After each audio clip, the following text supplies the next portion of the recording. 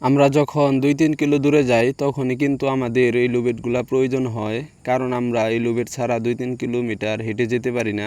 আমরা যদি 2-3 কিলোমিটার হেঁটে যাই তাহলে আমাদের গাড়ির ড্রাইভ মোটরের অনেক প্রেসার পড়ে, আর ড্রাইভ মোটর যে কোনো টাইমে সমস্যা হইতে পারে। তাই সব সময় 2-3 কিলোমিটার দূরে গেলেই এই লুবেট দিয়ে যাইতে হয়। এই লুবেটে উঠাইলে কিন্তু 3 থেকে 4 হাজার টাকা লুবেট ভাড়া দিতে হয় তাদেরকে। 2-3 কিলো গেলেও যে ভাড়া দিতে হয়, 10 কিলো গেলেও ঠিক সেম একই ভাড়া দিতে হয়। আমাদের যে কয় মাস সিজন থাকে তাদেরও ঠিক সেম একই।